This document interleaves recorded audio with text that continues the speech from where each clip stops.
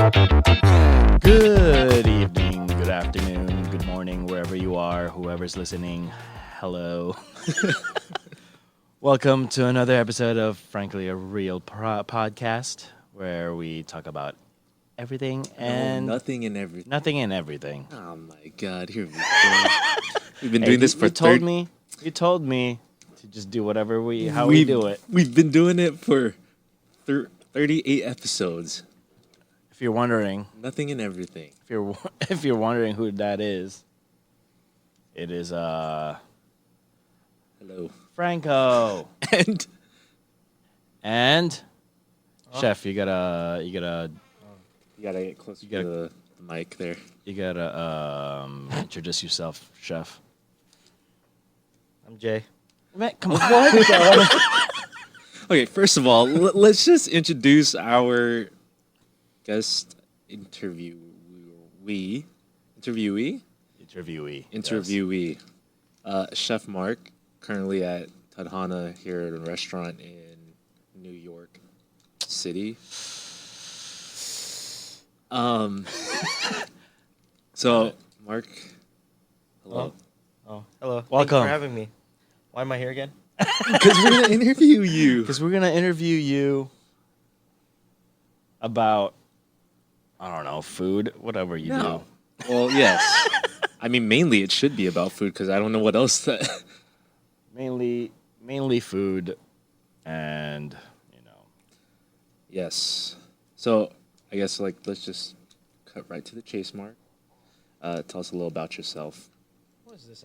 Like a freaking job interview over Yeah, here? What do you mean? It Tell basically me more about yourself. It basically is. Oh my 'Cause- god. you have to say your name, age, and single. What is this, Tinder profile now? Or Hey, Bumble, Hinge? Might be. I don't know which one? No. might be. Hold on, is this Could PG? be. Could be. Are we keeping this PG? I don't like PG. No. Kitchen's not do PG. whatever you want, man. Whatever. No, not whatever. Whatever I want. No. Oh no. No. No, you know what? Keep it light, but not, There's no light in the kitchen. Light. Oh no, yeah. There's You no can't. light. What do they say? If you can't handle the heat, stay out of the kitchen, man. I'm just asking for your listeners.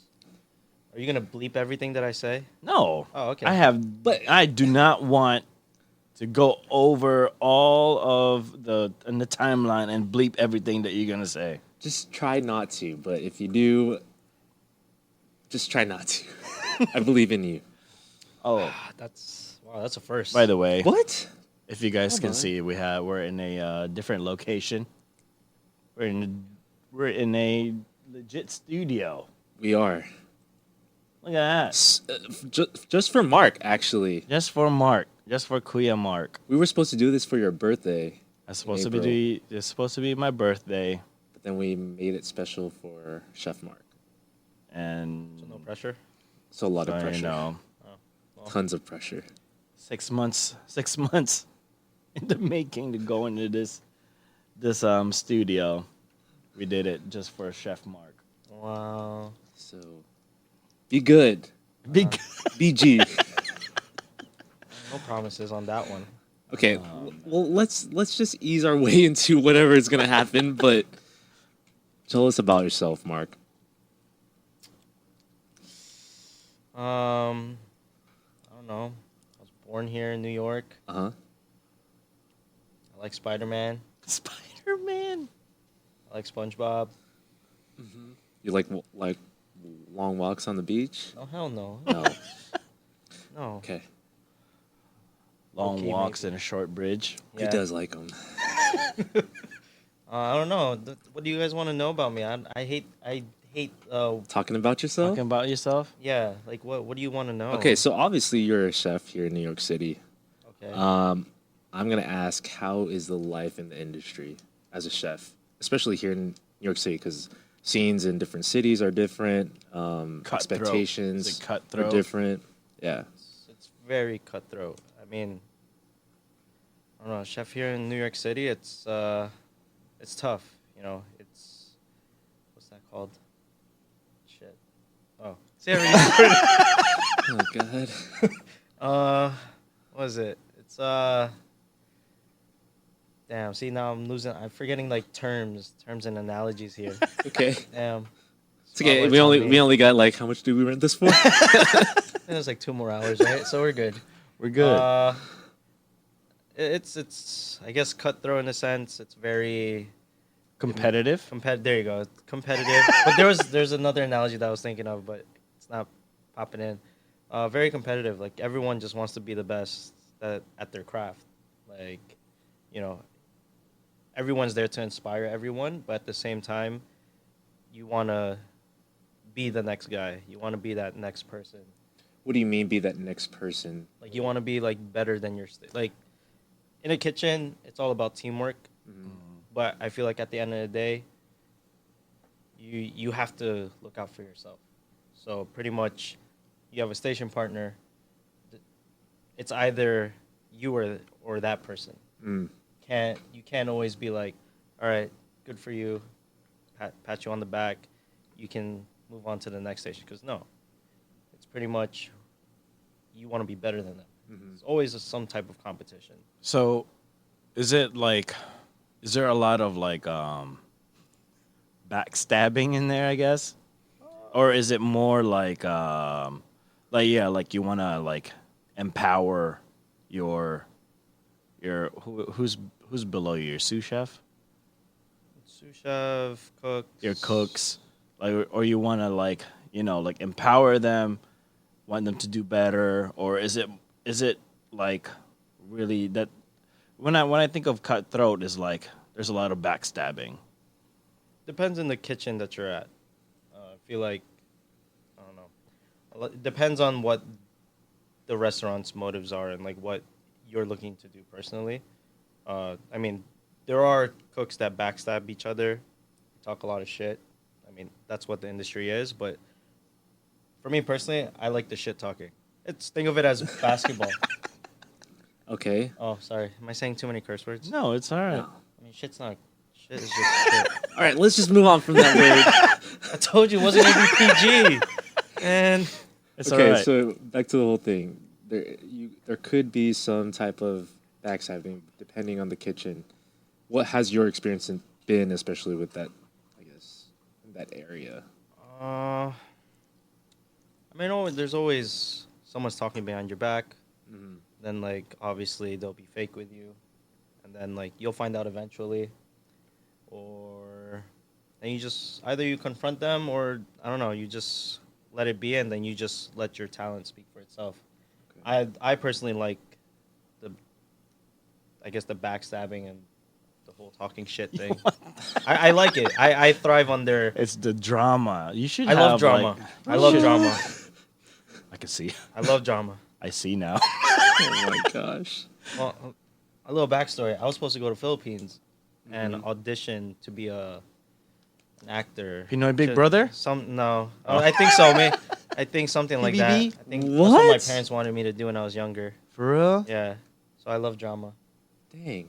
Dang. So instead of being a chef, you could be the next. I don't know who's the hottest and brightest in Philippines right now. I don't know. I could have been like Coco Martin. No, hell no. I don't want to be like Coco Oh. Martin. Like, I don't know. Like who's I that don't girl with know. Catherine Bernardo? Oh, the guy. Danielle Padilla. Yeah, something like that. You know, I could have been. I don't like, know. Did he's you say a Danielle dick. or Daniel? Daniel Padilla. Danielle. It's Daniel? Danielle. It's pronounced Danielle. Daniel. It is Daniel. Daniel. Yeah. So where's I going with that? Daniel. Yeah, I could have been an Danielle. actor, Mm. but then only child problems. So they didn't want me to stay in the Philippines. Be like- Yeah, I'm an only child too. Uh-huh. Also explains why I like drama. Oh my god. Hey, fellow only child. I'm only speaking for myself, not all the other only children. Disclaimer: I don't like drama. But yeah, I mean, like those kinds of things. Like, I thrive under pressure. Mm. I like to prove them wrong, and I'll just be like, "You're shit" afterwards. if I do it. Like if I'm able to do the tasks that they think I can't do, and I do it, and it's better than them, I'd be like, you're shit. But then if it falls back on me, then I'll give them their flowers, and I'm like, all right, You'll own it. yeah, Yeah. a little friendly competition, a little, back talking doesn't hurt anyone. Just a little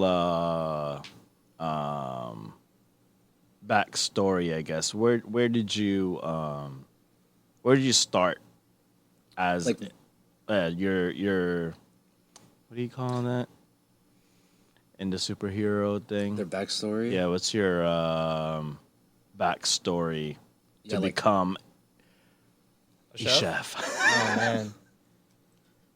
Okay, we're going back to high school. So high school. Wait, damn. did you want to be a chef before? I was watching a lot of Food Network when I was younger. So then I was like, "Oh, this is cool." I would always, the whole typical you'll hear every chef be like, "Oh, my mom, my family stuff." Fell victim to it. Like, Wait, is this like a generational thing where? Was your parents like good cooks? shit. My parents hear this, they're gonna probably kill me. Oh my god! When I was younger, I thought my mom was like a really good cook. And then, But then when I went to school, and then now I know what you know. yeah, not that I'm cocky or anything. Like Yeah, it's not that. I can see that. I love her home cooking. Yeah, I love the home cooking. But anything outside of the home cooking, just don't Oh try yeah, it. I don't- that joint is What do you mean outside the home cooking? like the favorites that I like that I grew up with. I was like, cool. I love Uh-huh. that. Don't try to do anything else besides that. oh, like changing or like doing a different recipe. That Yeah, you're- don't do like a different recipe or don't try out a new dish. Like, no, that's not her. it's not you. Yeah. Yeah, like Yeah, I can see that. Mm. But yeah, that they heavily influenced me as to why I'm a cook now. Mhm. But yeah, when I was in high school, it was either being a nurse, typical Filipino route, Yep. or being a chef. So the deciding factor was I wasn't the brightest kid in high school, so I didn't have the best grades. But I was like, I don't want to go to community college. So that was because of my grades. That was the only college I can get into at the time. Mhm. Also, for any aspiring culinary kids, whoever, go to college first. Don't do what I Don't. did. No. Okay. Anyways, I'm just continue. saying that Okay. there'll be a reason to it. Yeah. So then I only got into community college. Should have went, but then I didn't. I took a little break after I graduated. Worked at a supermarket. That's where I saw a lot of food still. I saw like the butchers like butchering a lot of meat day in and day out. I kind of wanted to do that while I was working at the supermarket, but never got the opportunity. And then, lucky enough, my parents brought me to culinary school, Institute of Culinary Education. Mhm. Also, I think culinary school is not worth it, but just disclaimer Uh-huh. there. Is culinary school like just like focused in? It depends on the culinary school that you're going to, but I think in the 90s and 2000s was much different. Like they actually taught you the fundamentals and like cooking and everything, rather than when I went, it was really just for your money kind of thing. Just Okay. like here's a crash course, and it was all false hope. You graduate, they say you're a chef. So obviously, you're going into a whole new world of like a restaurant business, not knowing what it's like. They tell Yeah. you stories, but nothing hits differently than like actually experiencing it yourself. So when they say you're a chef, no, you just graduated saying you have this paper saying you've gone through the fundamentals, and then now you'll just eat shit, and you're gonna be at the bottom. And you have to work your way up. So did you? So after culinary school, what what did you what did you do like fresh off culinary school? What did you do? Fresh off culinary school, uh, I did I did part of my externship. It's essentially an internship, but they call it externship for culinary. At this place called John Dory Oyster Bar, um, by April Bloomfield, where now it's actually I think the flagship of Milk Bar. Oh, Yeah, so that place closed down. One of my friends, Eric De La Cruz, he knew I was going to culinary school. He brought me in. Very fortunate and thankful for him. So shout out to Chef Eric of Ramro. is this the one? Oh, Ramro. Yeah, the Filipino Mm-hmm. Nepalese? Yeah, Nepalese tasting menu. Is it just Nepalese, not Filipino It's Filipino. / Nepalese? Yeah, it's Oh, like okay. they're bringing the two cuisines together. Philinese. Oh, nice. Philinese. Shit. No, let's just scratch that. That's a Okay, lot. okay. Yeah. Well, anyways, Philinese So- can be a lot of things. yeah. So I mean, he brought me in. I was a prep.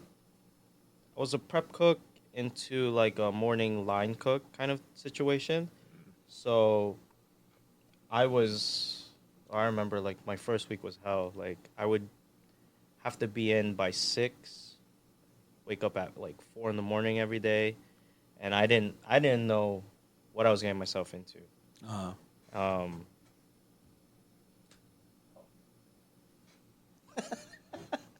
cool. Yeah, I had no idea what I was getting myself into. Like, just I didn't know how many hours I was gonna work. I didn't know what I was gonna do. They were just telling me like, do X, Y, Z.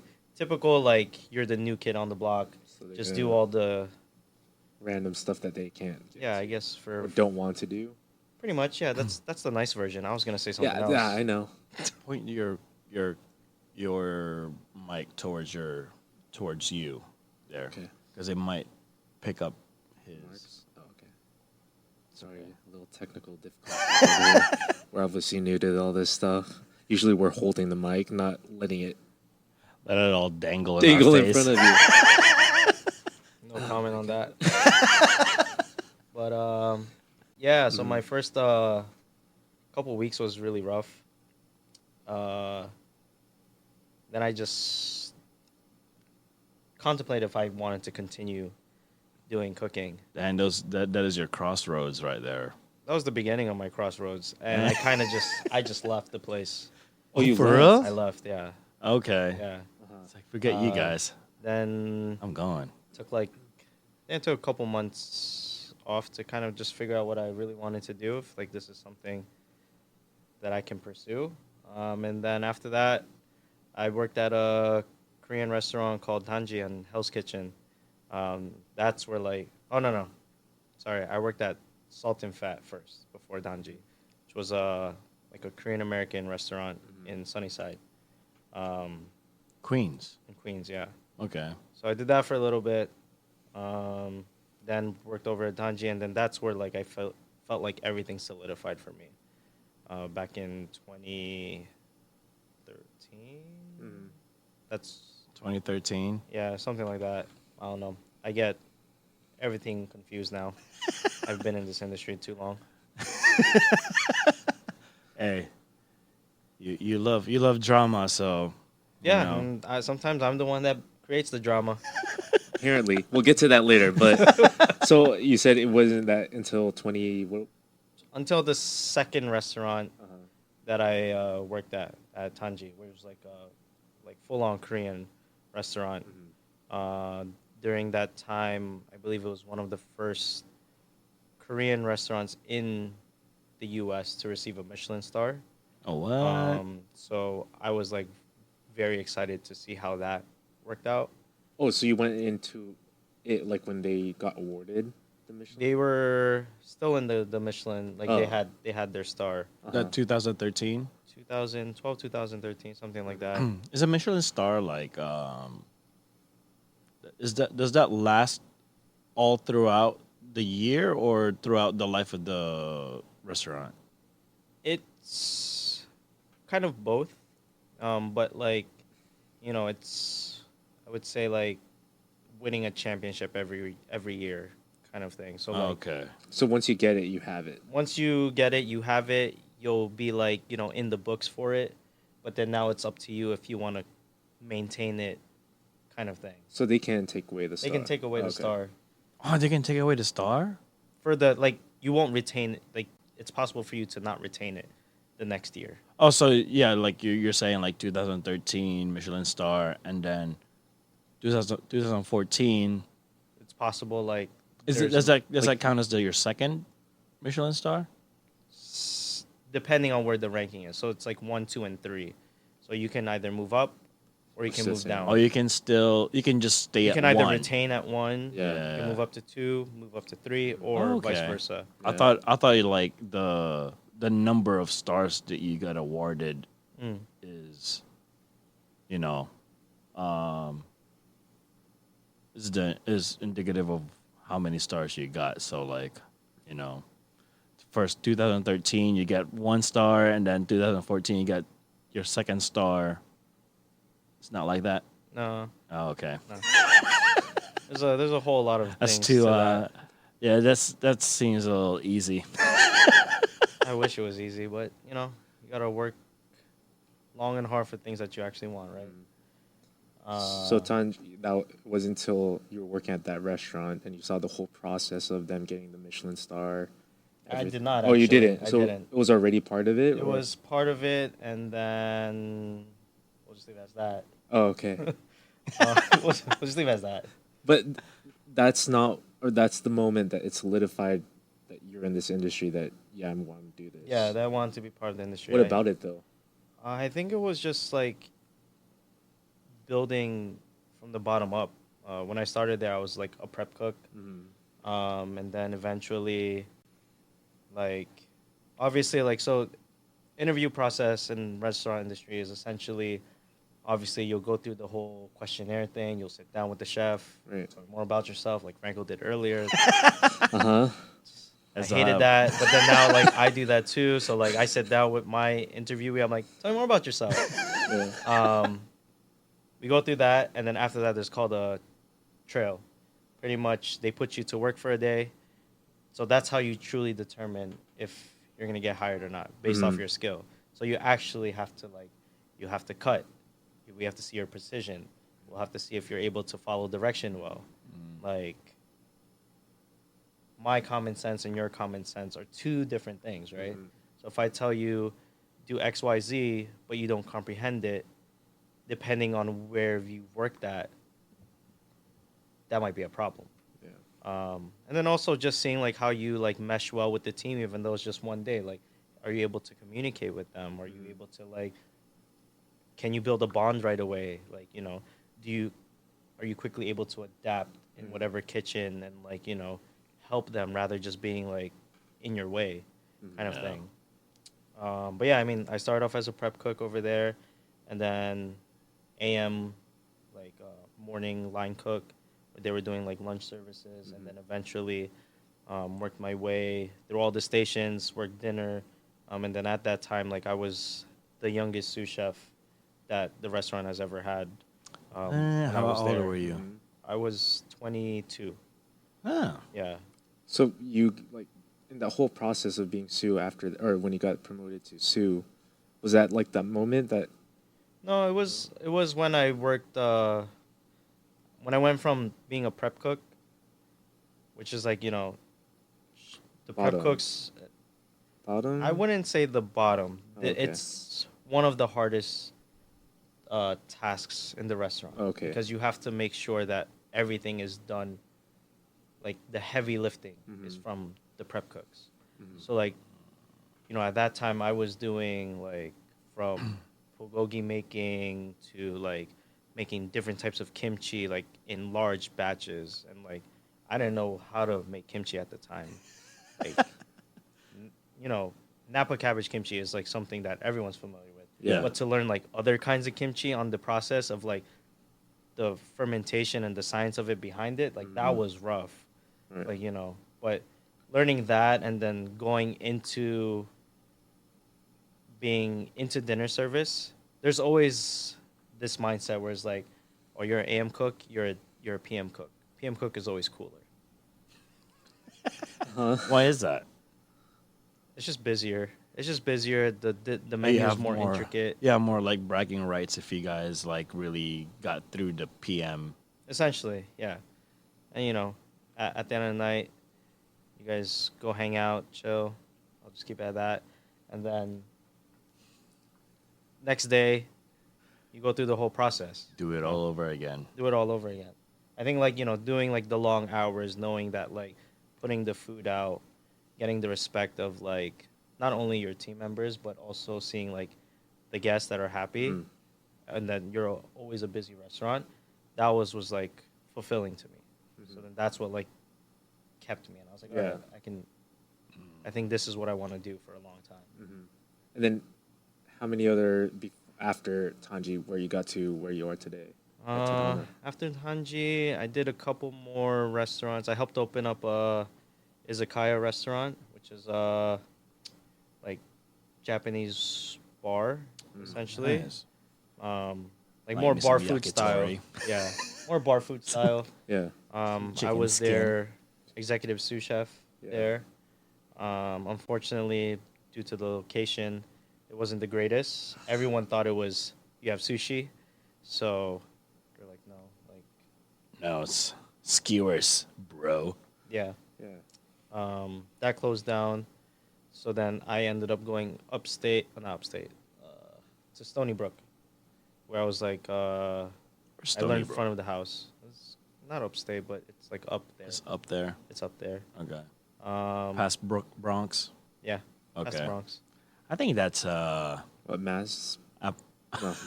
That's already upstate. It's somewhere up there. Okay. My old chef at Tanji, John, where actually he gave me a lot of opportunities. So like, he owned a Korean barbecue spot there. I did front of the house a little bit, learning the ropes up there, and then for a little bit I was their AGM, assistant general manager, for a little bit, learned that, and then I went into doing omakase right before the pandemic. So Oh dang. I was doing sushi, sashimi, and also doing like kitchen cookery over there. And then during pandemic, worked at Auto Boy, and now I'm at Tadhana. Sick. Dang. What? It's a lot of backstory Yeah. in just 30 minutes. Oh, well, I mean, yeah, it was either I was gonna be a child actor, either a nurse. I really like math and numbers, so I was contemplating to be a finance bro during COVID. Finance, bro. Yeah, should have stuck with that. But no, then the chef thing, that's what happened. That's cool. Chef life chose me. Oh, so Ataboy is a what exactly? It's a. What do you mean? What is it exactly? Like what like is it fine dining? Is It's it upscale casual, Korean restaurant where, wow, I haven't done this spiel in a long time. Okay, so it's like, do you know about Autoboy? Oh no, I'm asking you. Oh. this. No, that's what I'm asking you. Wait, like, are you asking us as if we are new or? Yeah, as if like you're my interviewee. So, see, No, let's no, switch it up a little bit. No, Wait, no. what do you mean? Like, are you talking to us like we're supposed to not know what Autoboy is? Well, if you're going to an interview, you're going to a place. Oh, so you're asking us? Yeah. No. I thought you meant like. No. So do you? All I know Yes. about Autoboy? all I know about Autoboy is it's just for me that's already like fine dining already, and it's Korean, and that's about it. I don't have anything like that's all I have. I wouldn't hire him. I don't know anything about it, man. No, I mean, but essentially it was Adoboy is like one of the, I would guess, like, how do I say this? One of like the staple Korean restaurants in New York City Mm-hmm. that helped the movement of Korean food to what it is now here in New York. Attaboy. Yeah, Attaboy did that. yeah. So pretty much, nice. their whole concept of it is panchan. Mm-hmm. Panchan is small side dishes that are meant to be shared on the table. Mm-hmm. So the whole concept of that was, um, while I was there, you have a 4 course prefix menu. So essentially a tasting menu, but you know the whole fun part of it was that you can choose and make your own menu, right? So there was like 3 sections with 3 options in each, an add-on dish, and then after that, you know, if you come in with 3 people, you can essentially have the whole menu. Right. If you One from each, right? Yeah, and you can try the whole thing, and then you have this whole bunch of spread of food, and it's just to like bring people together, have a great time, and you know just unwind from like the outside world for a little bit, Mm-hmm. and just enjoy great food, great company. So why is Attaboy more like upscale? What did you say? Upscale what? Casual. Upscale casual. What's the difference between upscale casual and fine dining? I think when people think fine dining, like what do you think of what fine dining is? Fine dining is like, to me, is like yeah, like the tasting menu. Mm-hmm. It's like really small portions, Mm-hmm. and it's friggin' like $500 and up. Tablecloth, Yeah, everyone in suits, yeah. same time drops, Mhm. like you know putting dishes on. You know, with Autoboy, it's like, yeah, you're doing something that's more elevated. Tweezer works are involved that you don't really see, like you know, putting like micro garnishes or, it's not like just. I like to call a lot of food ugly delicious, where it's just like, you just, it's, it's cooked from the heart, but then when you plate it, it's just like, it's just splat. Like here you Mhm. go. Like you know, when you go to like, That's like Filipino food. you know, like that's what it Yeah. is essentially. Like you Yeah. go 'Cause to it's, like it's not parties, like yeah. you go to parties and whatnot. You just Yeah, see it doesn't all of look. it. It's not. It doesn't look appetizing, but if you eat it, it's like, oh, dang, Yeah, like Mhm. slaps. at Autoboy, it was just like you still want to make it a bang for their buck. Like I think right now, I could be wrong, but before I left, it was 75 per person, Oh yeah. and then you know to get an introductory snack, and then you get your choice of 3 courses. I mean, there's some supplements to it, and then you can add on their signature fried chicken, like, and you get rice with it. Every Asian loves rice, Mhm. and you can even get like a free refill of rice. That chicken was good.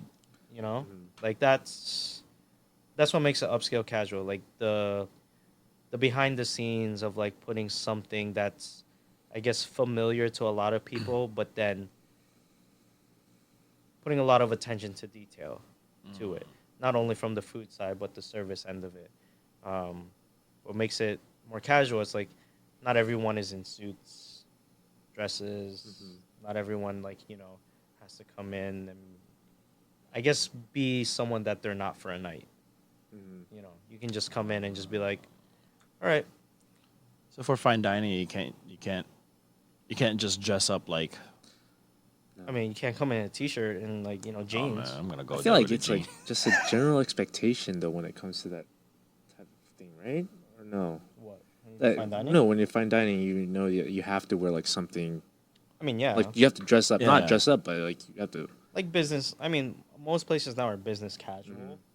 But yeah, I mean, I can't go into like a super fine dining 2, 3 star like just what I'm wearing now, t-shirt and jeans. What do you usually wear on a fine dining? If you go into a night out in a fine dining restaurant, Just like you know, you wear a suit.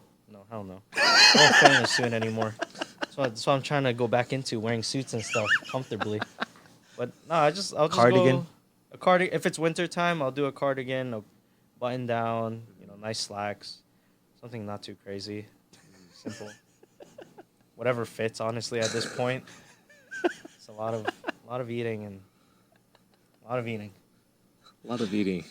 Yeah. Yeah, I'll miss Can we pause? I gotta take a piss. Yeah. Alright.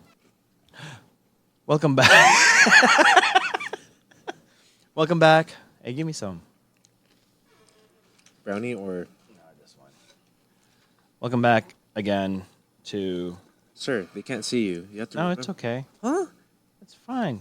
I'm the guy behind the scenes. We just had a quick restroom break. That's a piss. Sorry.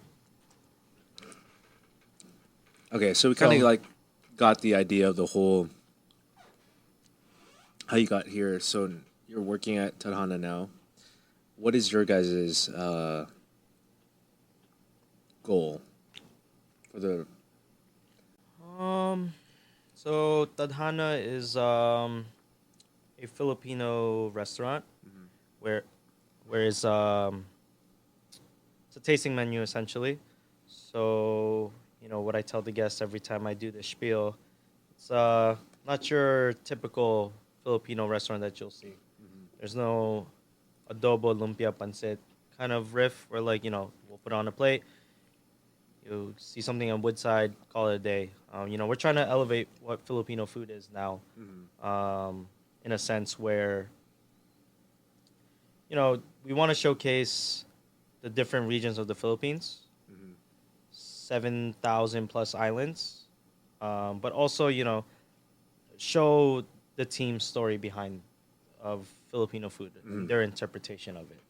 So it's never really everyone, especially the Filipinos, they're the harshest critics. That's what I was just about to say because one they're like, oh, this is so small. Like, what else is there? Yeah. Oh man, I want more. I know. Like, Yeah, essentially. like, huh? I paid There's for this times much now already. they're for like, it? can we have more rice? And I'm just like, I mean, if we have a little bit, sure. But then we just prepare enough for what Right. we do because it's a Yeah. tasting menu. It's not meant for you to come in. Yeah, you're supposed to come in hungry, hopefully. But it's not for you to be like, I want to be super, super full. Right. I don't know what's the Filipino term for that. Busog. No, busog is just full. Yeah, bundat. Yeah, But bundat is more like like you can't breathe anymore. Like it's up to Yeah. your throat, or Yeah. you're about to Yeah. go up. But yeah, we're just really wanting to elevate Filipino food.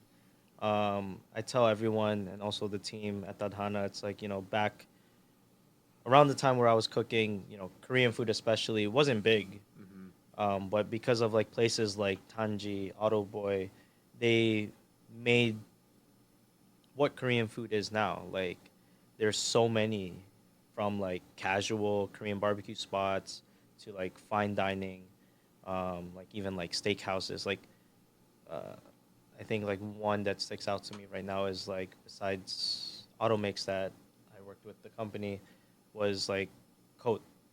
Cote is essentially Korean barbecue, but they consider themselves a steakhouse. American steakhouse meets Korean, Right. but did it Korean barbecue style.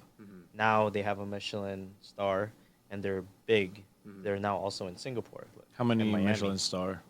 They're one Michelin, but they also have a Michelin star in Miami, and they also just opened up their location in Singapore. Oh wait, can you how many Michelin stars can a restaurant have?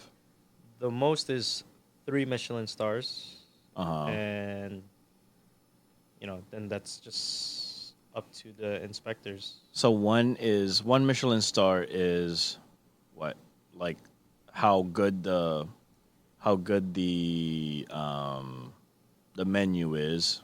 Essentially, so no one quote me on this, but usually 1 star means it's worth a stop. So meaning the cookery of the food, the flavors of everything. 2 stars is usually obviously it's still all about the food, but now Attention to detail. attention to detail. The service is now also included. Not saying that 1 star isn't, but there's the criteria just gets tougher. Elevated. Yeah, elevated. And then 3 stars is obviously now Above and beyond. yeah, and to get 3, Dang. to even get 1 star is really hard. But Um, to maintain it afterwards, I think that's the biggest things. I feel like a lot of athletes say that too when they win a championship. To be on the top is one thing, but then to retain it afterwards, it's truly the most difficult part of it. Yeah, but back to what Franco was asking. Um, yeah, I mean, we're just really just trying to like put Filipino food to what it can be, and be part of that movement. Um, Kasama, the first Filipino restaurant in Chicago, is where they were awarded the Michelin star in the whole world. The first Filipino one. First Filipino Filipino restaurant one. in the world. Man, shout out to Kasama. Yeah. Um, Lucky enough and fortunate that I was able to work with Chef Tim and Jeannie to do collaborations with them, and to see what they were doing was like very spectacular. Mhm. And I think that was one of the many reasons why I decided to work at Tadhana as well, because I want to be part of that to, showcase Filipino food, especially here in New York City. Mhm. There's not that many that's doing what we're doing right now, and to be able to showcase that around the world, like even people in the Philippines is starting to notice us, which Oh, is dang. pretty cool. Um, you know, that's pretty much the biggest goal, honestly. Yeah. I tell everyone, accolades, they come and go, but the main thing is you have to be able to be happy with the food that you put out. You have to love what you're doing, and then everything else will follow eventually. Mhm. So, yeah, that's what we're doing. I guess like another thing is, what's your biggest, I guess, struggle? I don't want to say struggle, but I guess hang up maybe is a better term for it. But when it comes to creating a menu that's like Filipino fine dining, like I know you said you guys want to pull out where you guys are trying to make Filipino food elevated in that way and get people to understand that Filipino food can like have that fine dining experience and all that stuff. I guess what's like their biggest thing or issue, or not issue, hang up again when it comes to like creating the menu? Because that's like, do you go after certain styles or certain dishes like courses in Filipino food, and then you try to like think- what is it? I What think for me the biggest, I guess, like hang up or like hiccup for me is that I'm Filipino American, Mhm. so I was born and raised here in the States, especially in New York, and the only thing I really know is what I grew up eating. So like typical, I guess, like from Manila, like adobo, which I hate, pancit, I hate, lumpia is okay, but like stuff like those kinds of things. Yeah. Kare is my all-time favorite. Mhm. But those are like the things that I grew up eating. And even when I went to Philippines, like I've only been there twice, I didn't appreciate the culture yet at that time because I was still like, I wasn't even a teenager yet, and obviously I didn't know what I wanted to do. So like I was just eating whatever was given to me. I wasn't able to travel to the other different regions of the Philippines. So with that, like I heavily rely on the team that was born and raised in the Philippines with the different regions that they know of. It goes back to like the whole, not backstabbing, but the whole bickering of like, is this Filipino? Like, well, my region is better than yours, kind of thing. Oh, okay. You know what I mean? Like the criticism, like it's at a very high level because we have the same goal at the end of the day.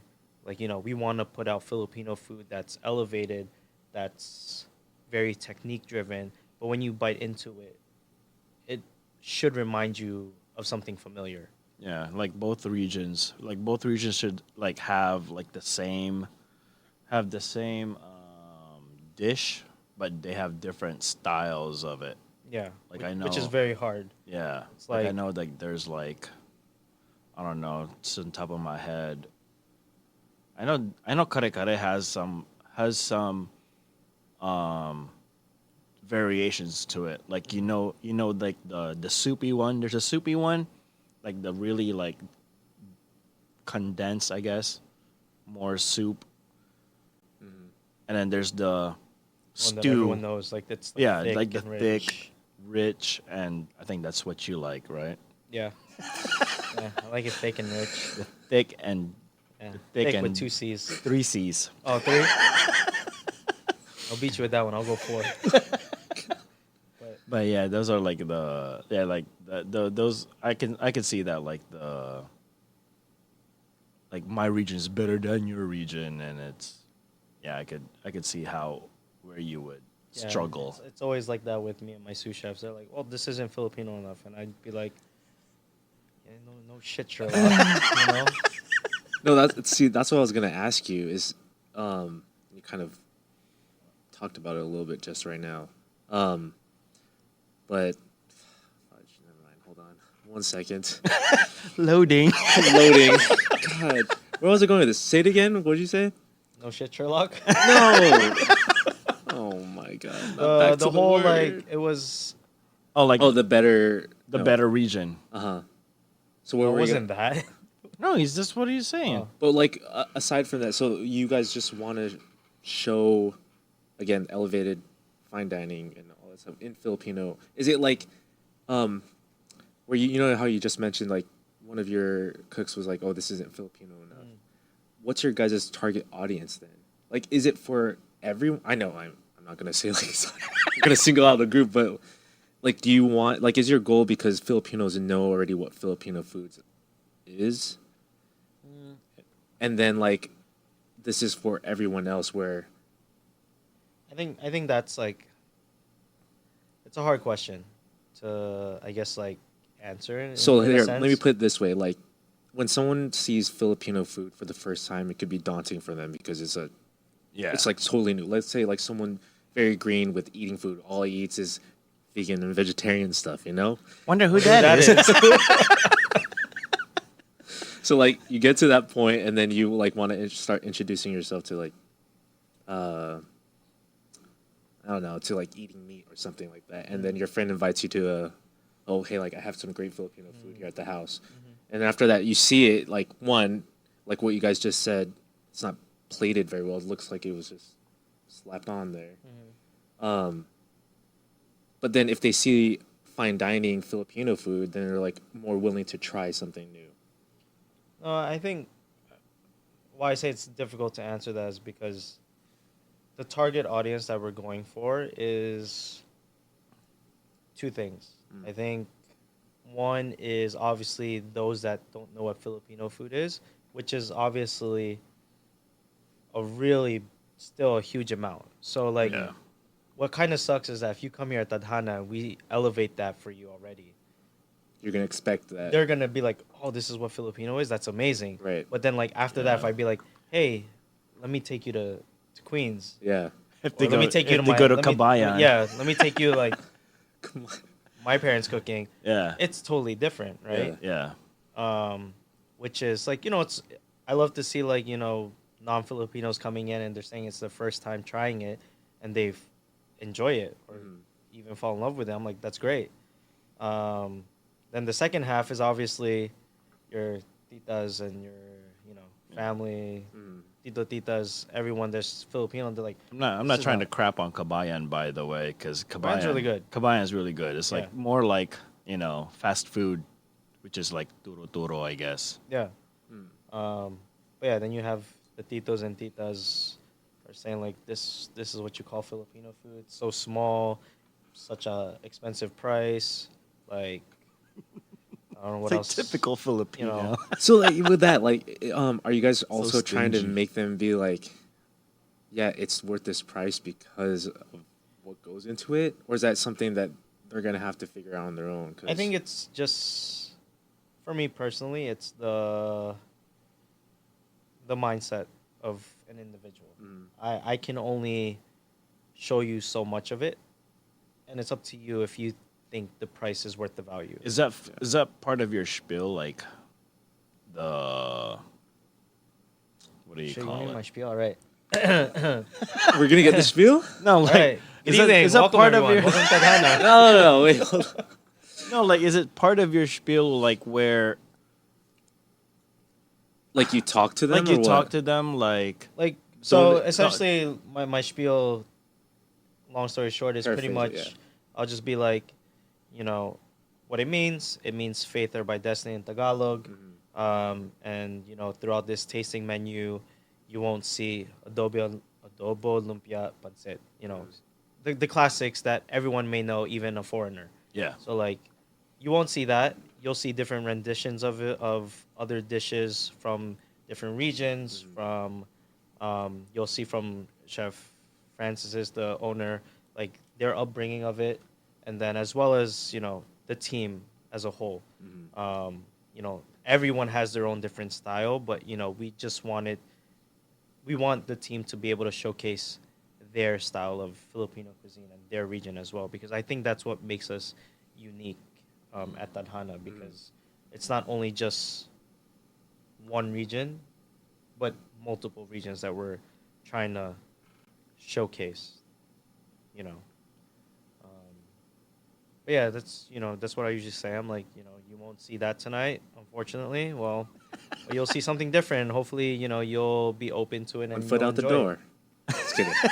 I mean, I would love to say that, If you like what you see, you just tell him to go to Kabayan for the bigger portion. yeah. Yeah, that's pretty much what I tell the Okay. guests in my introductory before the dinner. Pandesal. It's a bittersweet relationship with that one. Okay, so I just want to kind of circle it back. I guess throughout your whole journey and career being a chef, and I've been watching. I don't know, Errol, if you've been watching this one, but it's the new Netflix show, The Culinary Masters. No, You haven't seen it yet? No. So basically, it's physical 100, but that's what Mark says, physical 100, but not As for but for chefs. food. Yeah. So basically, Huh. think of like 100. Was it 300 chefs first or 200? 300, right? No, I think it was probably 100 also or something like that. Yeah, it was in the hundreds. Something, and then after that, you break it down, and then you get to like who's like the top culinary master, and so I've been watching those shows. Obviously, whenever my sister puts on something, because she loves watching that, like Discovery and all that stuff. Is there a dish, and it could be even predating you becoming a chef, but what's a dish that you made that you're still proud of and that you can still make it? Because I remember that people will talk about the story that kind of, like, this was my dish that I made. I was proud of. Yeah, that you're proud of. And I think you mentioned it to me before, but I just want to see if I'm right. What? I think it was like that green thing. What green thing? It was your wallpaper before. It was a This green one? one. No, it was like it looked like a dessert. Oh, the sorbet. Was it the sorbet? Oh yeah, I gotta take a piss again. I'm sorry. Okay. Piss Okay. break. Go. We're back. And we're back again. Sorry, Mark. it's my fault. It's Mark's small bladder. He has a leaky faucet. Ugh. Okay, so the question before we took a break. Throughout your journey as becoming the chef that you are today, was there one dish that kind of made it for you, or like, damn, like I could really do this? And it doesn't even have to have like some type of backstory, unless it does. But You really don't want any more backstories, huh? no, because I've been watching these shows, and every time I watch them with my sister, every chef or every restaurant owner will always relate it back to a dish that made them kind of like, Who this they is are now. what I want. Like, this is I gotcha. the dish that I want to continue to keep making. I don't know. I mean, right before the break, Franco was talking about this green thing. It was a sorbet. It was an apple sorbet that I made in Iceland when I did a collab there. It was kind of one of those last minute things. Mhm. I saw an ice cream machine, and I'm a sucker for ice cream at the end of a meal. So, when I saw the ice cream machine, I was like, Chef, we got to do something for this this tasting menu that we're doing for 3 days. Mm-hmm. A 3-day collaboration. Oh, and what restaurant is this? I forget the name. Oh God. It's in Iceland. It's a Oh, thought it's that in counts. It's in Oh, Iceland, okay. yeah. But yeah, so we did a apple sorbet with wasabi oil. Like, I've never seen wasabi Yeah, that's what you're leaves. talking about. Yeah. So we did something with that, and then I had a sesame crumble recipe, and it just all turned out well. So it's a dessert. It was a dessert that I was in Iceland, but if we're going savory, it was like during the holiday season. Um, this seems really late, but I think like no, I guess like it's solidified. Like I already knew I can do this, but Yeah. I think what solidified it all the more was I made a dish during the holiday season at Auto Boy, where it was like dry aged lamb, and then had like this braised dashima, which is kombu or seaweed with Okay. like salt baked onions and chanterelle mushrooms and kanjang, which is a soy based sauce. Um, Filipinos love adobo and soy sauce, so something similar to that. Yeah. But like in Korean cuisine, as a Filipino making Korean food, and then having one of the top chefs, Chef JP, who's number 6 in the world's 50 best at Automix, to approve a dish like that and be like, that's really good. I was just blown away. And I was like, okay, I can. That was your defining moment. I would say it was like it solidified me knowing that like okay, if I can cook outside of Filipino food, then I was like, all right, this was the dish that like gave me the confidence even more outside of Filipino food. Yeah. Dang. So Chef JP is the one that he liked that He liked that that food dish that dish. at that like at that point of time during the season, which as coming as a Filipino, and I was a sous chef at the time, to do Korean cuisine of a place that's really big like that, to get approval, that means something, Yeah, you know. I'd be stoked too. Shoot. Yeah, but to work for someone like Chef JP, it's really like it pushes you to a next level to like think above and beyond. Like what makes you can put up good food, but how can you elevate it to make it great or even greater than what it can be? But yeah, you want to hear my first dish? Shit. Yeah. What's that first dish that you ever That I put up on a menu. made? Oh, that I made? No, I don't remember that. The first dish that I put up on a restaurant Okay. was brunch. Every cook hates brunch. Every cook hates brunch. Why? Why It's is that? just boring. It's just eggs. It's like, you have to go in really early in the morning, and then you have to Oh. deal with stupid requests, Oh, okay. Let's just leave it at that. Okay. I did sisig. So, Oh, okay. Filipino sisig is pretty much like pig's head, essentially, of Yeah. like ears, snout, cheeks, and then on a sizzling platter with an egg if you want, and then with some like calamansi, or it's like I don't know, Americans put. I mean, here in the States they put lemon juice. Yeah, and then served with rice. That was my first one.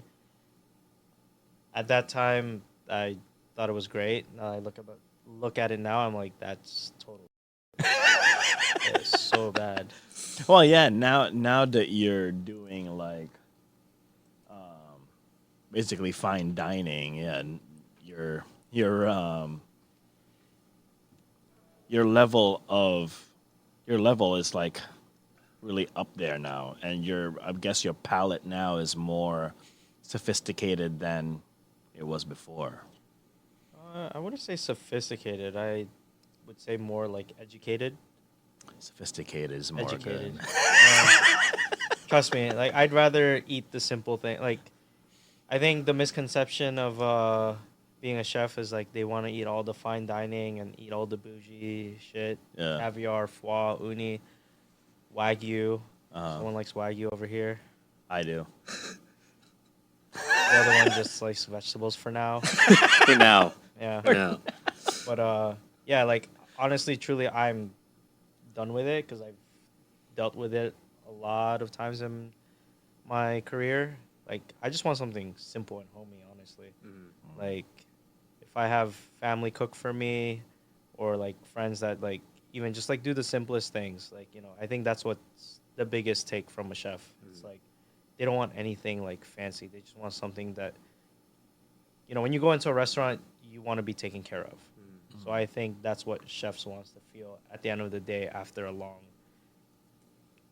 10 to plus hour shifts. Yeah. It's just to be like, oh, here's something. Even if it's like, give me like shin ramyun and like a sandwich. Like, I'd be, I guarantee you, I would be so happy with that. Like the thought that counts, and it's just like the care that was put into it. Yeah. Like that's what I like to eat. Like, you know, simple, homey, and great company. That's all that matters to me. That whole fine dining thing, yeah, it's cool. Like, you know, that gets me like thinking, but I can't sustain eating that every single time. Like, that's way above my pay grade. Like, damn. So, you saying that you like the simpler things in cooking.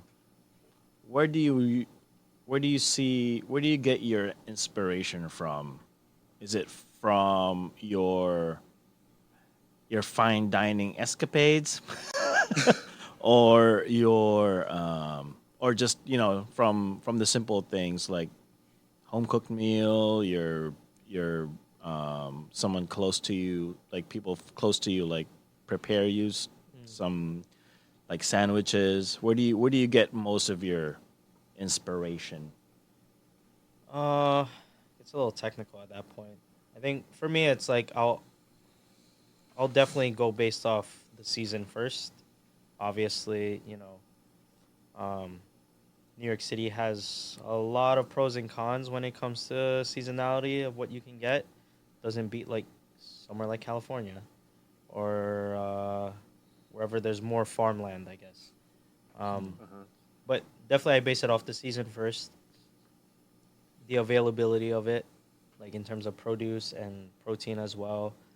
And then after that, like I'll go based off, I guess here at Tadhana, like, you know, what I know of the dish can be, and then I'll, like I said earlier, I'll rely a good amount to the team, and then just pretty much, you know, see what works out and what can be good.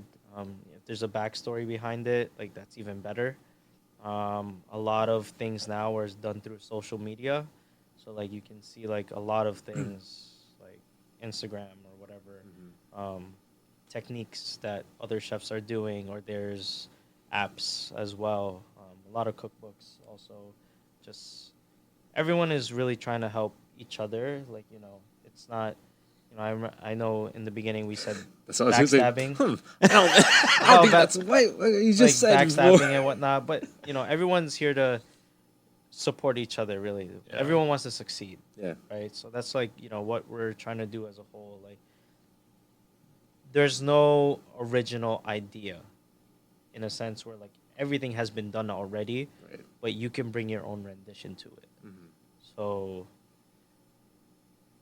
yeah, I mean, there's that really. Like, it's just a whole bunch of things that goes into the thought process of developing a new dish or a new menu item. Okay. All right, that's it. guys. I'm just kidding. All right, cut. No, but it is crazy, and I think Errol touched on this for, I think in the first half of the when we started talking, but I guess like you mentioned how it's like cutthroat and all that stuff, right, in the industry. Yeah, it's cutthroat or whatever, but and then you just said how, yes, I said that before, blah blah blah blah, but at what point is it where you get to uplift and motivate others to do better so that they can all do good in the industry, versus to where it becomes like that competition where like, I can't let you succeed me. So like, where is that? Does that usually happen, or? It does. I think for that, it's when you're a cook, you know, obviously the goal and the dream is to be a head chef. Um, you know, whether that's executive chef, chef de cuisine, head chef, whatever the title may be, and then eventually own your own restaurant. That's, you know, that's really the goal of every chef, right? So when you start off from the bottom, prep cook, line cook, of course you have to go through the ranks. You have to prove yourself. So that's where, you know, that's where it's the toughest because you have to prove to your superiors that like you can handle not only the pressure, but you can handle whatever's thrown at you. You can show that you can learn quickly on your feet, that you can butcher, you can make sauces, you can, you know, you can deal with a lot of things. But then once like you're up there, once you get into the managerial level, then that's when now the mentoring begins. Like you always have to remember that you were once in that position of theirs, and they're looking also for guidance. You know, you have to be able to now show them what you've learned, and also, I guess, help them become the chef that they want to be. At the end of the day, when they leave the place that you're at, you want them to be better than you. Because essentially you want to showcase like, hey, I came from this restaurant and I want to be able to give you my talents now to this new place. You know, it shouldn't be like, oh, well, they work at this restaurant and then they came for an interview in the trail and to see and they're like, oh, they're shit. They didn't learn anything from that previous place. You know, so yeah, so like when you're starting off, obviously it's competition. It's very like, you know, oh, I'm better than you. I can do this better than you, blah blah blah. And then, you know, when you're up there, it's still about that. It's still a competition, like showing that it's more of when you're at that point as a manager, you're proving as to why you're a manager. And that you show them like I'm a manager because of this in terms of skill set.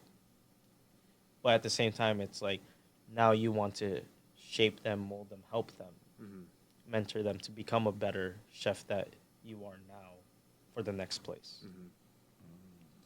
So, has there ever been an instance in your like a managerial position, and you started noticing that someone was like let's say someone had an idea for a dish and then they tried it out or something like that, or collaborated on some type of dish, and they're like, is it ever hard to like recognize that work, or is it like, oh, I don't want to praise him because I don't want to give him that it was actually good or something, whatever. No, I mean, I think like if you encounter like someone like that, that means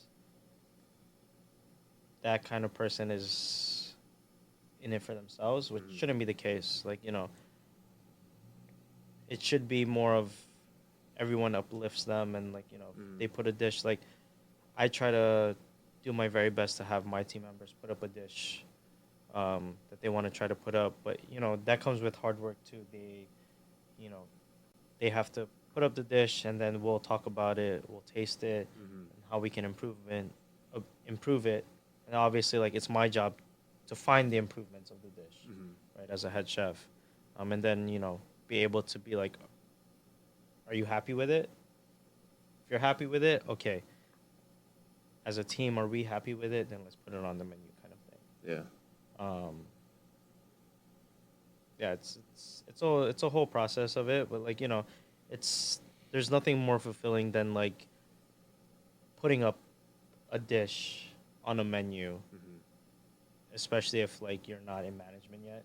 Like that's a really big thing, and like it just shows like, oh, okay, like you know, hard work does pull off. Like you know, I can do X, Y, Z, and now I have a dish on the menu, and then the guests can actually try what I put up.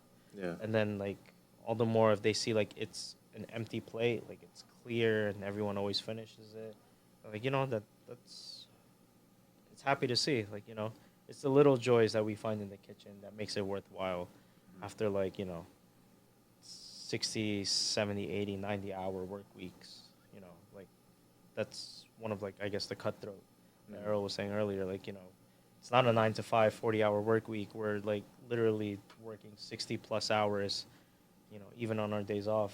Yeah. Just making sure that we can put out the best possible outcome for the restaurant and for the guests that come in to spend whatever amount of money it is, you know. Yeah. And amongst those hours, I guess we'll start to end it at that point. But among the hours you say that's dedicated for the restaurant, and obviously some people have days off. And I'm pretty sure restaurants have days off too.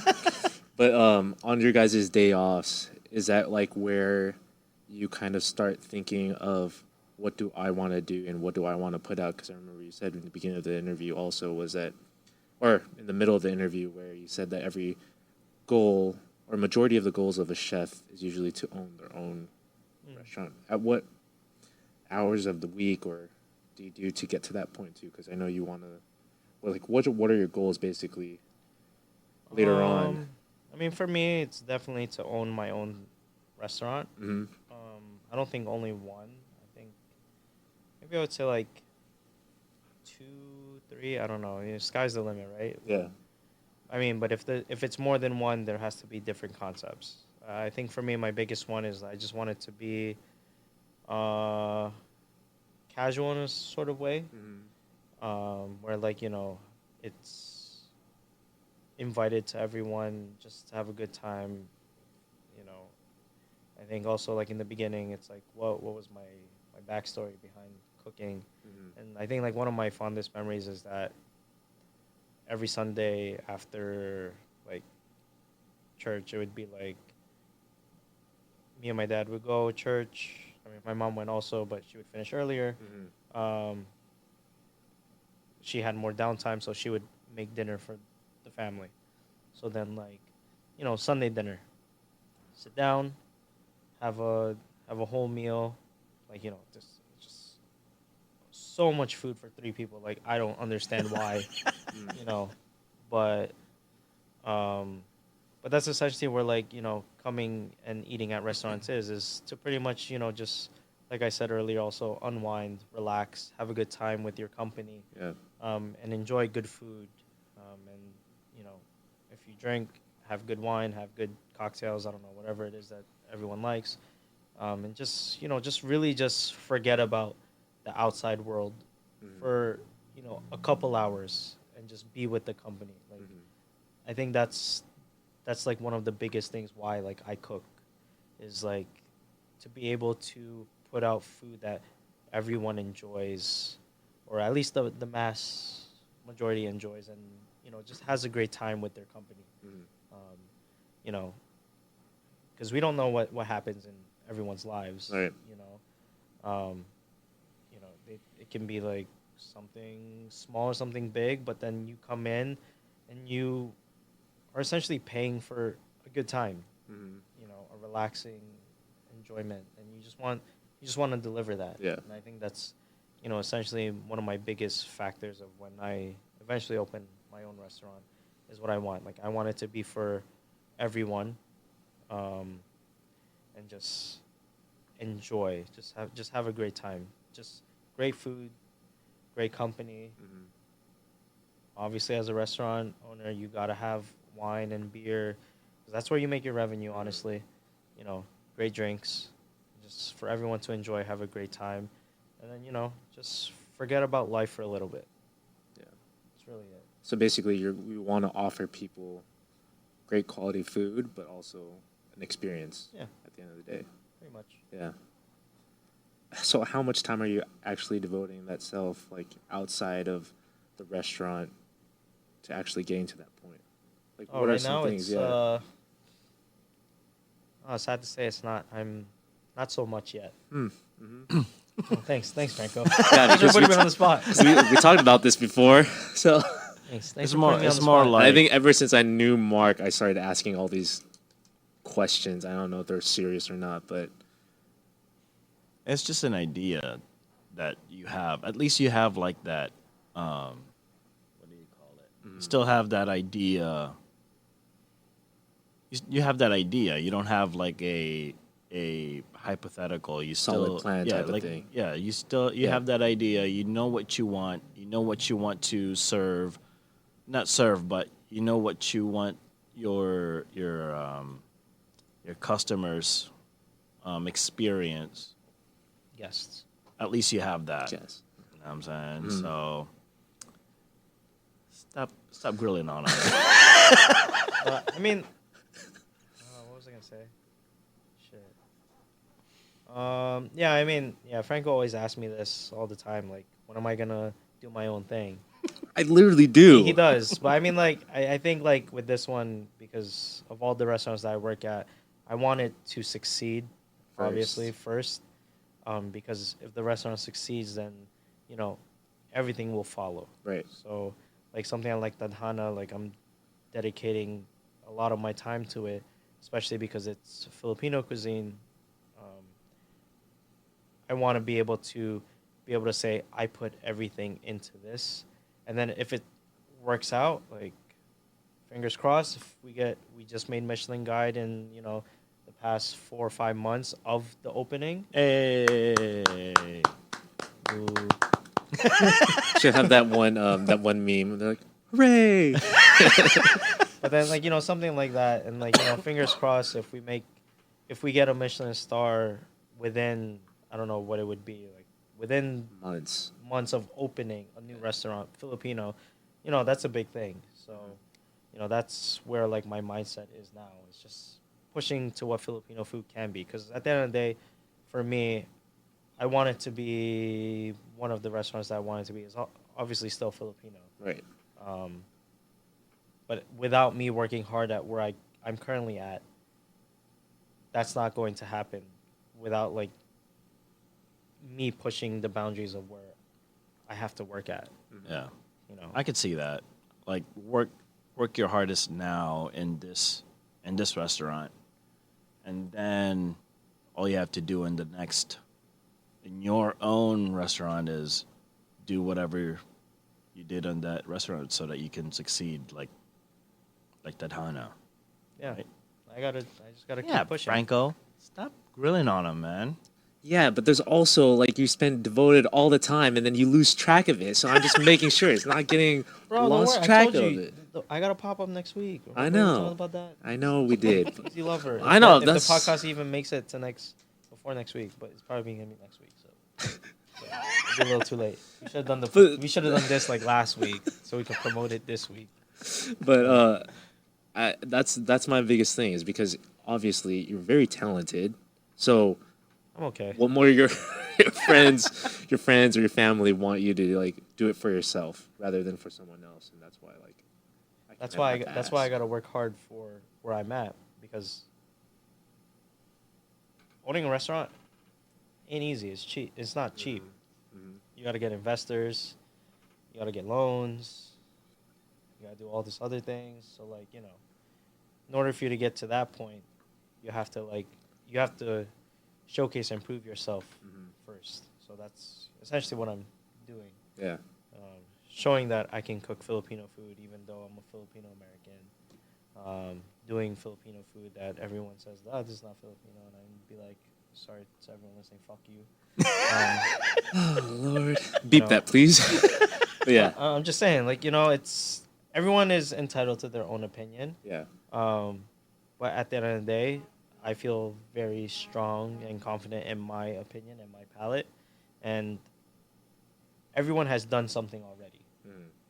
So now it's about adapting and making it into your own. If you don't like it, sucks to suck. You know, Uh huh. I can say worse things, but I'll leave it as Can't that. buy anything. Look, I only said one. I only dropped the Hell F-bomb yeah. once. Yes, but we're beeping. Right. beeping that. We'll try to bleep that somewhere. I don't know. No? If I can find it. I Oh, don't I know thought you where said it. is. But yeah. Is there a dish that you made recently that kind of motivated you more, even more so, like to get to that goal? Oh, Get what to goal? that point. The point of like, I think just like in progressing in the industry in general. Like, has there been a recent dish where like another time where it's like, oh, damn, like I really made that. I think like so at Tadhana we had the opening menu where it was mainly Chef Francis's background and upbringing, and introduction of Filipino food, which was really great. Now we've transitioned into the fall season where I tell everyone we still kept the classics of Chef Francis dishes, but then we've now incorporated dishes from the team as a whole. And then one of my personal favorites is the Maya Maya dish. Maya Maya is essentially a snapper in the Philippines, which, okay, I'll be honest, we can't get Maya Maya in the here in New York, so it's essentially snapper. So did my own rendition of it. Currently, right now, it's tilefish. Franco knows last night we had dinner at Place de Fête, so love that place. Tautog is the new fish that I want to try to get. So Apparently, it was really good, and I saw something on the fish where it was shining, shimmering, splendid. it was basically shimmering in colors, and I was like, is that radioactive or is that all the freaking what is it? Not lead, Mercury. mercury on the fish? Oh, And then it's Mark only was on tuna, oh, but tuna is also good. But anyways, but yeah, that's why I was just like, oh shoot, like what is that? And then you told me, and then you said usually that means the fish in whole was prepared well. Yeah. Down from like where they from caught the it, butcher, whatever. from when they caught it up until like the cookery of it. Mhm. But yeah, so like the Maya Maya snapper or tao fish dish that I made with burong mustasa, which is mustard greens. In the Philippines, they actually ferment it in rice.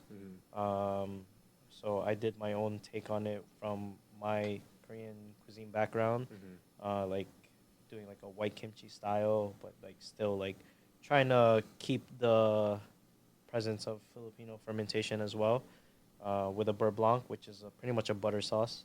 So something nice, rich and buttery. Americans love that. Yeah, Americans I'm love American. butter. I love butter Yeah. and bread. So There you go. America. So that, and then like I America. paired it with smoked tomatoes, piquito crab, with some chive oil, and then like a coconut leek ash because Filipinos love coconut, and I hate coconut. So Yeah, I don't got like I gotta do coconut. something soigné. So we call this thing called Soigné. bus bus. So like where we get like we just go like 1 2, like where the Pope like goes like Yeah, what was the Pope do? I don't know. The holy They water spread the thing? holy water and they're just Yeah. like 1 2 kind of Yeah. thing. So like that's what we do. We get a tea strainer with the coconut ash, and then we're just like bus bus. We do like Oh 1 my 2 on it. gosh. But yeah, I mean, it's the team at Tadhana loves it. They really enjoy that dish. It was one of my personal favorites, and it's paired with wasabi tobiko. I think that's what the factor is also. Nice little bite, burst of flavor in your mouth. But yeah, that's that. Dang. Come to Tadhana. I'll take care of you. You, on the other hand, you're vegetarian. I gotta make a whole new menu just for you. For now, I do want to go before. When can we go? I want to put the pressure on Mark to make me Vegetarian menu? that's worth Now we're just gonna 65? the 165 I guys. got you. I'll we're make it gonna happen. get give him some Talong bitter, in how many ways? bitter melon, man. Give him bitter melon. Oh yeah, ampalaya. Franco likes bitter melon, eggplant, anything long and fat. Oh, Pumpkin. That's not long. It's just. I mean, turkey. there are some squashes that are elongated and Zucchini. elongated and fat. So, Yeah. oh man. Well, is that all? it? We are like we talked a lot. Sorry, my backstories were a lot. Kuya Mark's backstory is really colorful yes, and you What do can you mean by collect colorful? his. and really I could see why you are the way you are now. I love drama. Pain and suffering is one of my biggest things. You know, I wish I could have I mean maybe one of these universes you are a teleserie what is it, artist, and you're doing like I don't know maala mo kaya and stuff. Alam mo kaya. But yeah, do you have any more questions? I mean, we're only like an hour 30. Yeah, only an hour 30 because I got to piss again. I guess we're done. Are we done? No, I mean wanna I pause? could still talk, but Okay, we can Oh, talk. God. I'll pause. I call pause. Pause. And we're back. Why do I get the girthy microphone? because you're used to it, man. Girthiness? You like the girthy ones. That's true. I always say, "Oh my girth." Always, and it wasn't recently. It was only till recently that you started saying that. Oh my girth. I mean, Yeah. it's better than like OMG can mean any things, right? So, oh my girth. It's new, My girth. new and improved. Oh man. I know you kind of touched upon this like on the third. What is it like quarter? I don't know. Quarter away. Quarter away from whatever we talked about, but how do you balance honoring like the traditional Filipino food to experimenting and creating your own take on it? I think it's really just about the background and the upbringing of the dish itself as a whole, and you know what Filipinos are familiar with. I think that's the most important thing. I think if you can tell the story behind it and then make the flavors close as possible to it, then I think that already is the selling point. And then everything else can be technique driven. Like you can do all these other things to it, but the end of the day, the flavor is what's supposed to be showcased. If you do something that's technique driven and it's very beautiful, but the flavor falls short, then all that work like really just you just did all that work for what, honestly.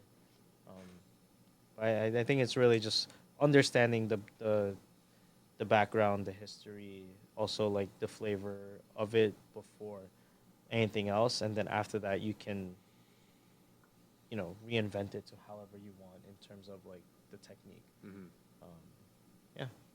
Is there a typical Filipino dish that you think is kind of, I guess, like more difficult than the others to kind of elevate in creating into like a fine dining dish?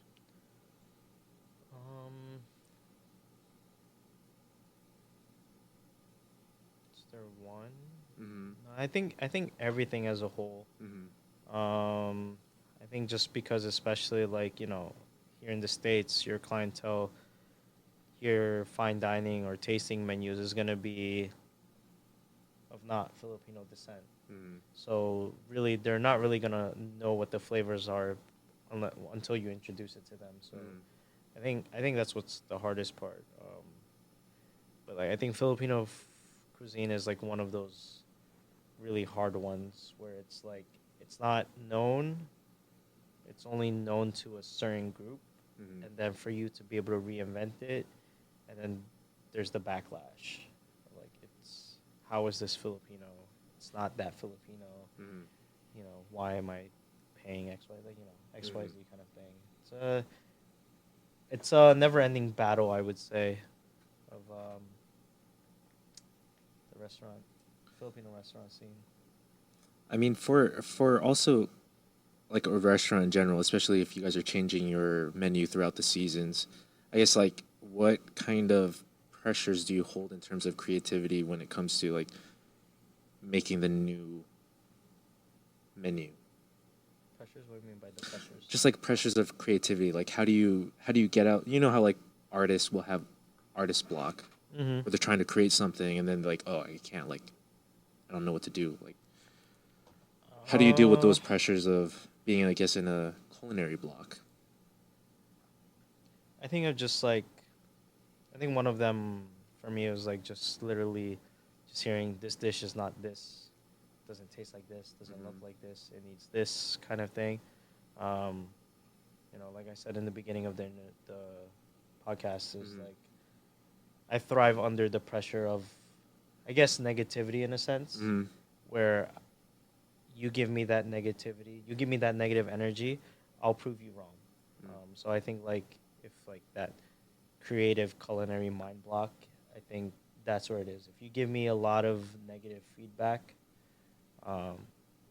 I'll push and find a way to make it not that anymore. That's just me. Yeah. I think as a team as a whole, like, everyone works differently, and I'll just, just push them. For me, I push them and be like, okay, great, the dish tastes good, but now how can you make it restaurant level? You know, in a sense, it's like you're paying 165, right? Like, that's not cheap. So obviously they're gonna want you to see technique into it, the plating, the the background flavors of everything. So Yeah. for them, it's, I think, how to put it to the next level, and then for me personally, it's like push me to my limit of like negativity, and like I'll prove you wrong. And make it, and at the end of the day, it makes it better. Honestly, I mean, with that, Errol, What's up? we've both have eaten at places where Mark has worked at. not Tadhana. Not Tadhana. Not yet. Well, we did went to the one The pop-up. The pop up. The pop-up that was it. I don't want to and say it Jet because Side? I'm You're no vegetarian? your pop-up for Tadhana. Oh, Ate Bapa. Yeah, I would not have. I would not pronounce that right. Yeah. So Hey, Baba. the ATBB or P. ATBP, man. But, ATBP. so you've kind of ate where Mark has cooked and created dishes for that restaurant. What's something that you remember that you could be like, oh yeah, like this dish was like, oh damn, like this is really good. Yeah, why you put him on the spot? Because why are you putting me on the spot, man? I just want to ask. Like for the Filipino one, the pop up one, you really want me to like tell you, like be honest? Yeah, why not? Yeah, To the Filipino one, Pain I and don't suffering. remember anything. there's the pain and suffering. Cause it's I think that's the Filipino in me because I've already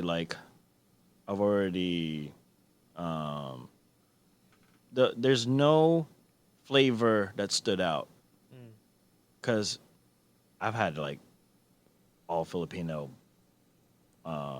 dishes already. I would think I did, except dinuguan. But nothing stood out. But in Attaboy. Attaboy, the fried chicken and the dessert. I don't know what the dessert was. Which one? The granito?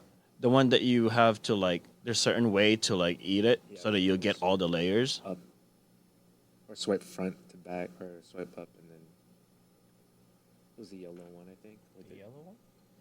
the one where it's like in a plate and after that you even told us that you have to eat like glide your spoon across the plate. Shit, which one? I think Oh, it- this was Jean's birthday, right? I think so. Yeah, for Jean's birthday. I think it was the granita. Yeah, it was Cinnamon. it was the one. Cinnamon granita. Oh, Yeah, Sujungwa. yeah, that one. That one was good. Mm-hmm. But see, and I haven't been to what do you call it? To Tadhana. Uh-huh. Maybe there you can wow me. But you see, it's like Dang. it's hard to like please everyone. Filipinos. Yeah. Because Yeah, everyone has their Filipinos. own understanding of what Filipino food Right. is, especially like, Errol's background, my background, your background. Like, it's all different, Mm-hmm. you know? like I know in the pop up one in Atibapa there's a binagoongan one, right? Right? But see, you guys didn't taste it properly. Because it was 'Cause I had to separated. put it I had to separate it. Oh, because of Franco. Well, wait, I forgot. Hello, Gene also. And Jean. Gene Yeah. has No, it's mostly you. no, it was Gene too. But yeah, it's nothing. I don't want to be mean, but it's just how That's how I was. That's how I took it. There's nothing that really popped up like I like remember. That's all I can remember because that's the one that that's more. Should I say memorable because of the bagoong, and that's it. Nah, I'm really like harsh. Yeah, I'm sorry. I mean, that's the negativity that's gonna fuel him so that he can get those ideas. Yeah, out Mark. there. That's what, he is. That's the negative things that's going towards you now. So put more Cry now. fuel I know, on the I fire, was like- yo. Cry. it's like, No, I'm don't, kidding. don't ever talk to me like that. Hey, you asked. I'll tell you how There it you go. is. I'll just put more cholesterol, more gout, more diabetes. Don't do that, man. My Oh my gout, God. my gout is gonna flare up. He's like, Not good. which table is this? 21? Extra arrows? Put more of that on there. Put more MSG in there. More fat. Oh man. But yeah, it's just you know. I can't wait for Tadhana, whenever that is. Yeah, when is that? When is that, you guys? Soon. Soon? Is this pre or post vegetarian? Oh, so by the way, Pre. Franco is about to be a post vegetarian. Everyone. Yeah. Oh man. Yeah. So they Kinda used to have scared. Yeah, he's gonna eat meat. Look, it's already almost November. I don't know. Like I think I might still be vegetarian. Well, by the new year, he's gonna be a carnivore. I don't know. I don't think about it. I'm telling you, Mark, just do like from now till Starvation? yeah, No, from there now is- till December. I said do it the Sorry. healthy way, not. That is that is healthy. kind of healthy. Yeah, Wait, That what? is healthy. yeah, that is healthy. What is healthy? Calorie deficit. That's starvation. Oh yeah. Okay. No, Yeah, exactly, Franco. but it, Gets scienced. oh Yeah, you'll be god, fine. He's not gonna be vegetarian. He's gonna be I might gonna not be vegetarian anymore. He's gonna be a carnivore, and then I think that should be a podcast episode about Franco's journey of While vegetarian into eating. being but a you're, carnivore. You know, you're gonna have to. We said you have to cook it. What do you want me to cook? The We meat? gave you bulgogi, I think. What Yeah, else? his first The meal he wants chicken. it to be bulgogi. I do. I don't know why. Ever since from the last time, I can't remember the taste of bulgogi, and that's why like I really want to eat bulgogi. Do you remember what's the last meat that touched Yeah, your tongue it was before freaking- you became vegetarian? I'm pretty sure it was Burger King. Oh, for real? Yeah, No wonder you love Burger King so much. it's just like a look. I grew up in a small town where we didn't. The only freaking things that we had: Town boy. McDonald's, Burger King, and A&W, and Taco Bell. The hell is an A&W? Oh, and Dude, Foster's A and Freeze. W, man. Come Where's on. A&W? Root I beer, think that's root beer and hot dogs. hot dogs, chili dogs, all that. Chili. Chili fries. fries. They had that in the. It's I think the last A the and root W beer I've drink. seen is the one in Virginia, in the Norfolk International Airport. Yeah, They had an It's- A and W in there. There's only so many, so many left. But yeah, it's literally hot dogs, chili dogs. I think they have burgers now, but that's what I remember. It was Burger King, and I remember it was it was on Thanksgiving Day I started becoming a vegetarian. That's why it's going to be 11 years this year. Aw. So 11 from on November 11 No. on 11. 11. No, but but yeah. So that was the last time that I remember. That's why. But for some reason, bulgogi is like in my head. In that 11 years, you didn't have meat whatsoever. No. For all you There was know. one where I did have an incident where I accidentally, but I did something that you should never do. So, You threw up. yeah,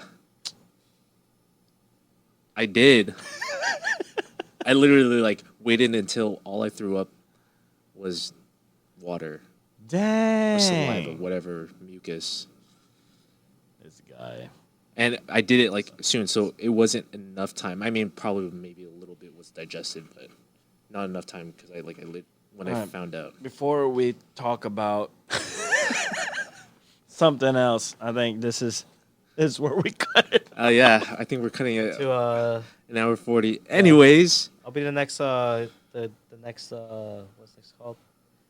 the next guest for when we do your podcast of vegetarian to carnivore. Yeah. It's gonna be a This is it. big deal, I guess. Yeah. 11 2025. years, no Chef more. Maybe Chef 2025. Mark will cook live, not live, but we'll cook bulgogi. Is that gonna be the ASMR With, episode 2? mukbang. Hey, Mukbang, whatever. yeah. Yeah. We'll see. Yeah. Sorry, out there. The before Sorry and about that, after Lynn. effect. Yeah. But yeah, and yeah. Oh, if you guys, we're gonna put up a poll in the in this episode. Do you guys want this T-shirt? Some selfless, like a plug here. It's frankly a real podcast T-shirt. It's just what you guys see in there. But it's not spinning. Minus the swirly. Minus the swirly part, If that's possible to put in a T-shirt with the swirly thing, I'd put that in there just to the first guy. I think there should be that's a good one right there. Which one? To have the swirly part to be on the shirt, like it's a GIF on a shirt. No? That'd be sweet. That would be cool. I think it's like the coding thing with the QR code or something. But anyways, if you guys still here, Thanks. thank you again for being here and listening to our podcast. Welcome to my TED And- Talk. And Mark's mini TED Talk. Welcome to And my life. frankly, thank you for being real with us. Bye. So long. My name is Abner. Shout out to AP. Shout out to everyone. Bye.